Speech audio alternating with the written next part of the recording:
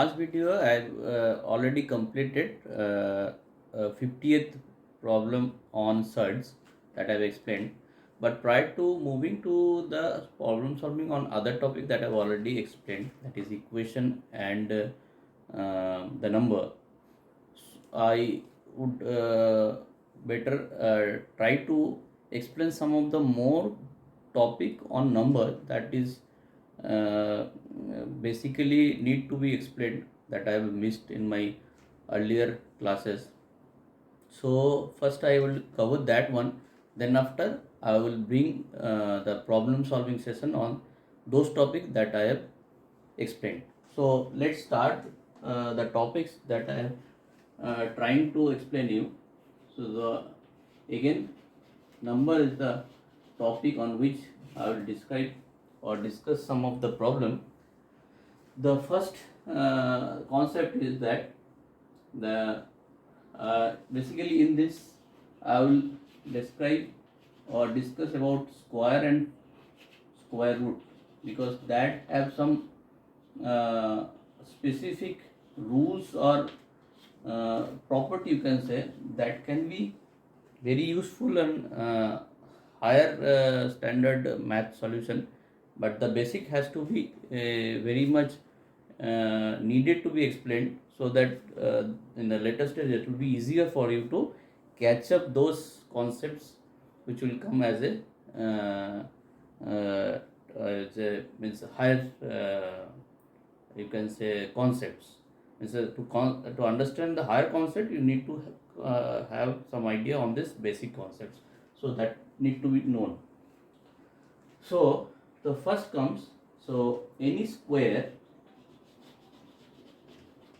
can be resembled or can be, you can say, similarized with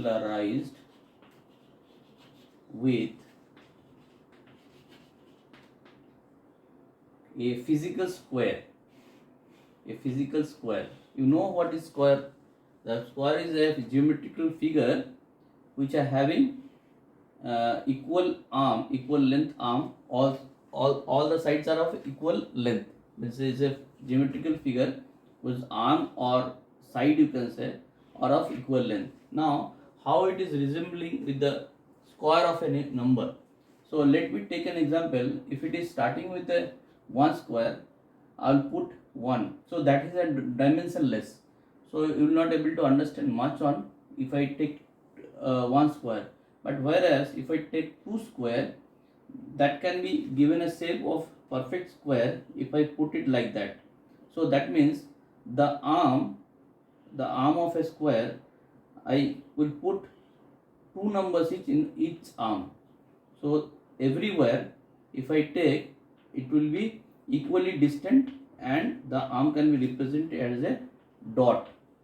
Okay, so now see the how many dots coming would be the result in this contour, in this area.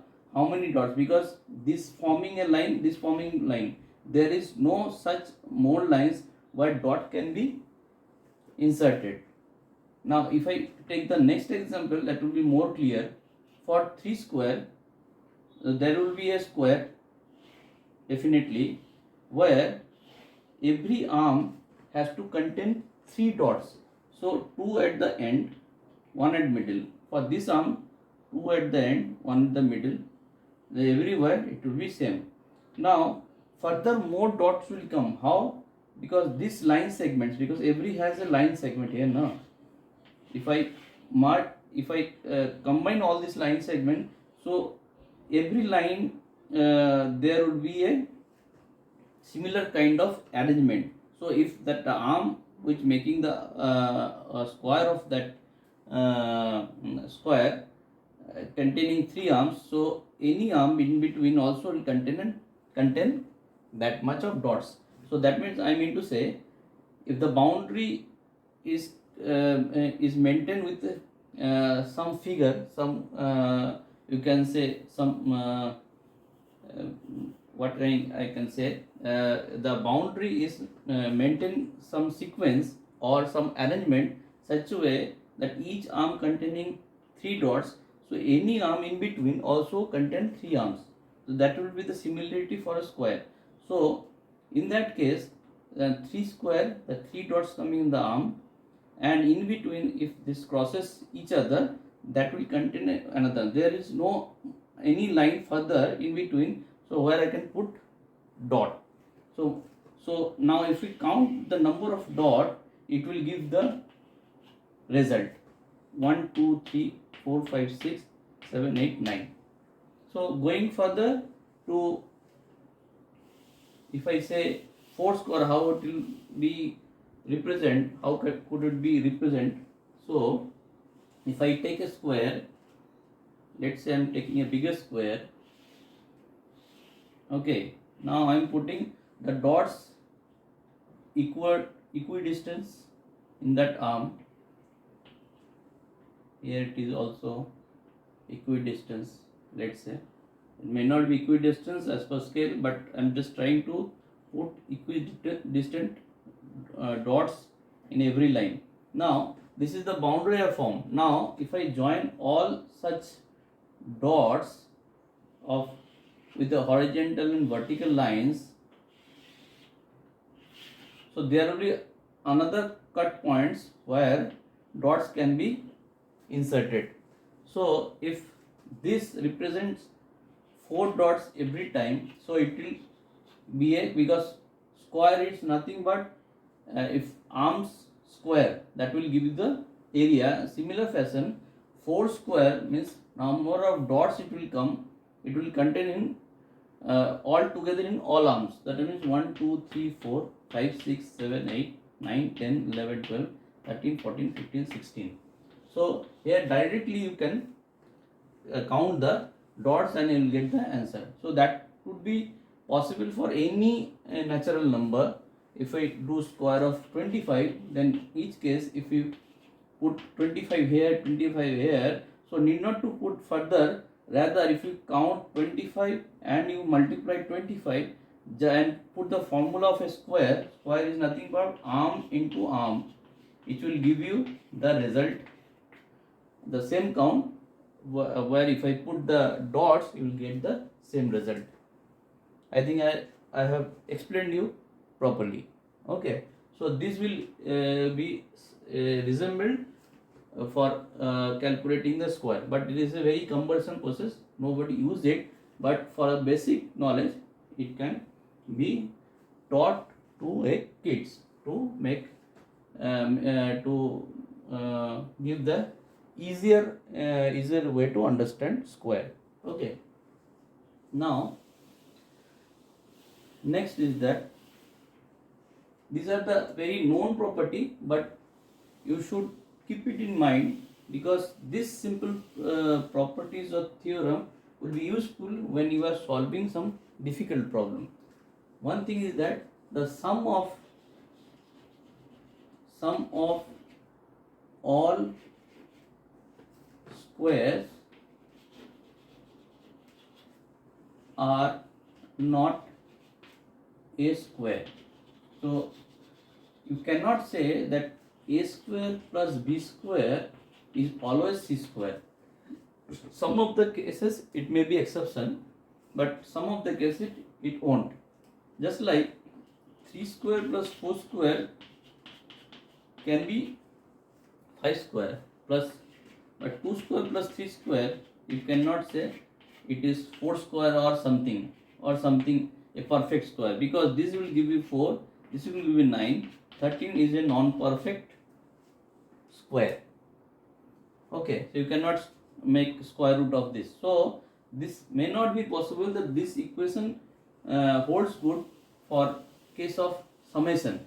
But whereas if you go a square into b square is always a into b whole square. That means product of two square is always a perfect square. So if you take any example, 2 square plus 2 square into 3 square, it will give you 6 square. Okay, so that means the product of two perfect square is a perfect square 2. Okay, so this is the one property. Going to the Next, if a number can be represented by square of any natural number with power or indices with even power or indices, then it's a perfect square. So let me read it out again. If a number can be represented by a square of any natural number with even power or indices, then it is a perfect square. I mean to say, if let's say is a natural number a with a indices m can be a perfect square, means if I convert it into number, let's say I am converting it into number n, then n could be a perfect square if m is a multiple of 2, where k is belongs to integer, an integer. So I mean to say, if m is a even number, then only this number could be considered. From where I will get this number? This number could be said to be a perfect square. If I try to give you an example, let's say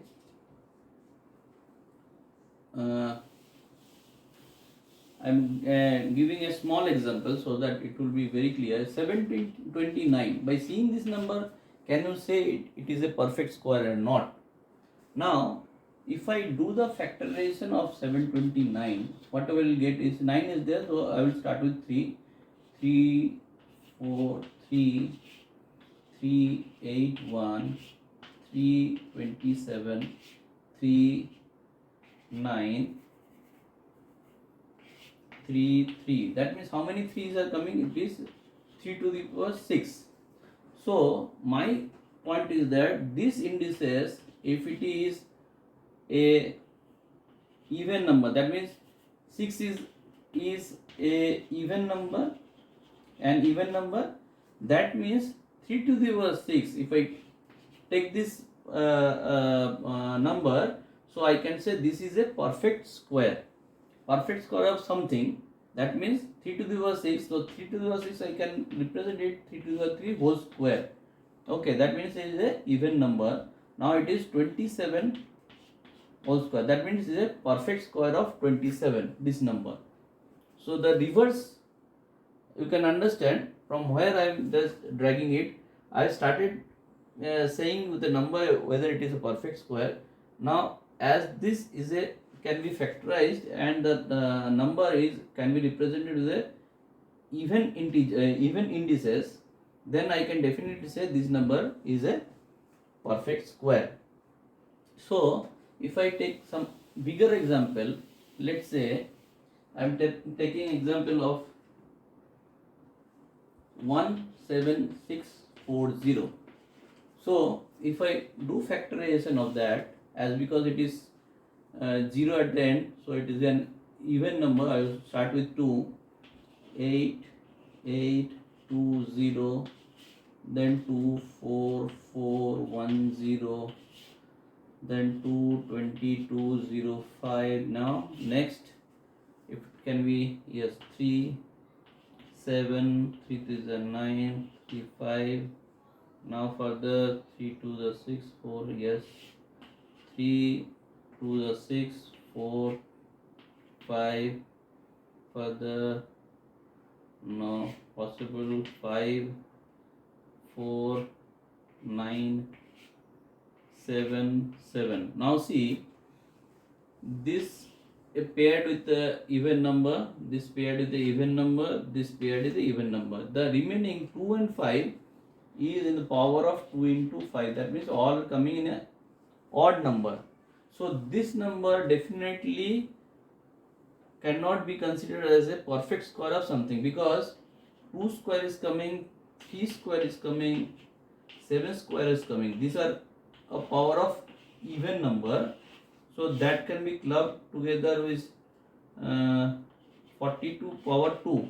But the remaining cannot be clubbed together to form a square of some number. So this number cannot be a perfect square. Okay. By factorization, if it can be represented in the power of even number, then only you can say the number is a perfect square. So this is for now. On this topic, I will explain 4 such conditions in the next video, where it will be useful for to calculate some problem in later stage. Thank you for now.